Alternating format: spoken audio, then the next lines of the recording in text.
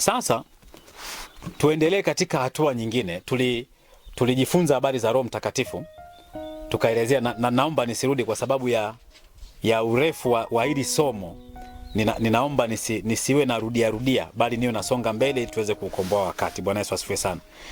Leo nilikuwa natamani tutaje majina 10 na kitu. Majina 10 na kitu yanayomdhihirisha ama yanayodhihirisha kwamba huyu ni Roho Mtakatifu. Bwana Yesu asifiwe sana. Nilifundisha hili somo kama ambavyo unaweza ukaona, habari ya Mungu Baba, Mwana na Roho Mtakatifu, kuwepo kwake sifa, asili, kazi, tabia. Lakini Roho Mtakatifu huyo ni mithili ya upepo ama pumzi, anaitwa Ruha ama neno lipnema. Lakini pia Roho Mtakatifu haonekani kwa macho. Roho Mtakatifu huwezi kumshika, it's not a tangible thing. Roho Mtakatifu hana umbo. Umeelewa? Lakini pia Roho Mtakatifu ni nafsi mojawapo ya Mungu. Sasa nilitamani tuondoe haya mambo mengine ili tubakiwe na kile ambacho tunahitaji kujifunza. Bwana Yesu asifiwe sana. Kwa hiyo ama nifute tu pote, alafu nadhani tutaendelea kujifunza taratibu kabisa kwa hatua, ili wote tuweze kufurahia haya mambo tunapojifunza habari za Roho Mtakatifu. Bwana Yesu asifiwe sana.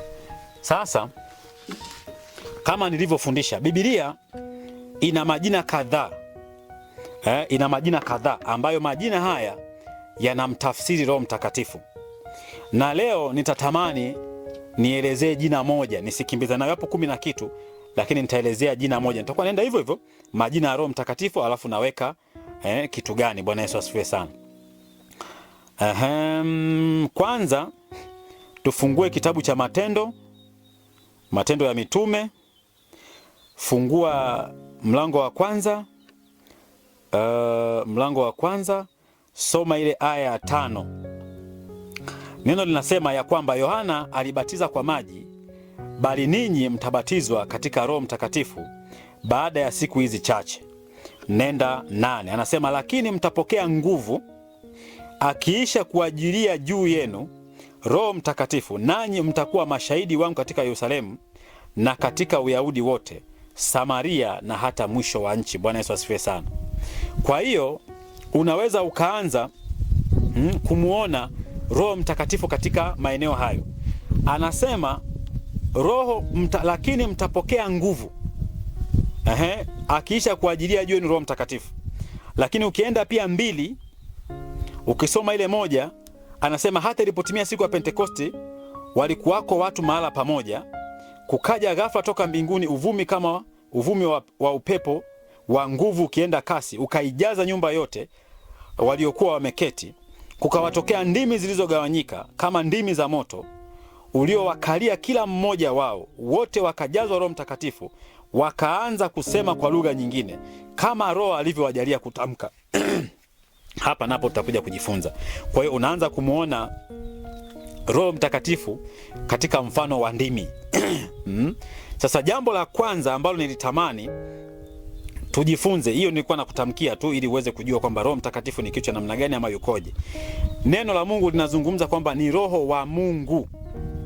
Unaposoma kitabu cha Mwanzo ile 1:2 inazungumza wazi kwamba na Roho wa Mungu akawa juu ya nini? Juu ya maji. Anasema nayo nchi ilikuwa ukiwa tena utupu, na giza lilikuwa juu ya uso wa vilindi vya maji. Roho ya Mungu ikatulia juu ya uso wa maji. Kwa hiyo jina mojawapo ambalo linatumika kwenye Biblia linalomtafsiri Roho Mtakatifu ambaye tunamwona katika Agano Jipya, ambapo katika Agano la Kale ametajwa takriban mara 3. Katika Agano Jipya huyu Roho Mtakatifu ambaye tunajifunza sasa hivi, unaona jina lake mojawapo Biblia inamsema kama ni Roho ya Mungu. Roho ya nani? Ya Mungu. Na kudhihirisha hiyo, tusome pia kitabu cha waraka wa Paulo kwa Waefeso. Tusome ule mlango wa 4 aya ya ngapi? Ya 30. Nasema wala msimuhuzunishe yule Roho Mtakatifu wa Mungu. Manake ni Roho Mtakatifu wa Mungu.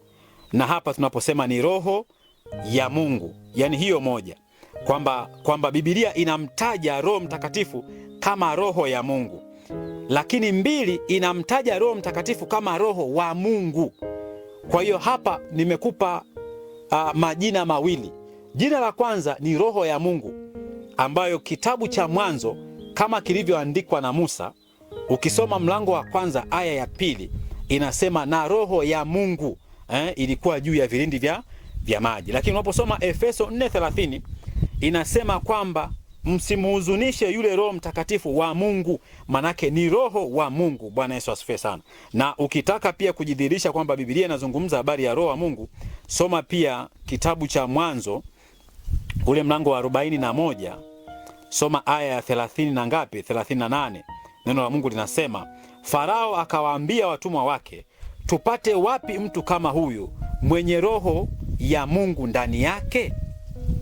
Manake hapa inarudia kusema roho ya nani? Ya Mungu. Kwa hiyo kuna maneno yanatumika interchangeably, lakini yakiwa yana maana moja.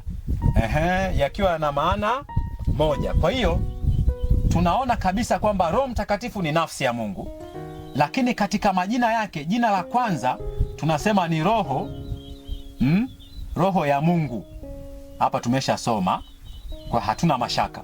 Lakini namba 2 ni roho wa Mungu. Unaposikia majina haya mawili yanakuwa na maana ile ile moja, yani kwamba majina anayetajwa pale ni Roho Mtakatifu, hatajwi kitu kingine. Anaposema roho ya Mungu au anaposema roho wa Mungu, maana yake ni jambo lile lile. Soma pia waraka wa kwanza wa Paulo kwa Wakorinto mlango wa 2 aya 11, ama soma Hesabu 11:29. Mungu akubariki sana na twende pamoja tunapojifunza neno lake. Leo tumejifunza majina mawili ya Roho Mtakatifu, roho wa Mungu na roho ya Mungu. Mungu akubariki, nikutakie siku njema, tukutane katika vipindi vinavyo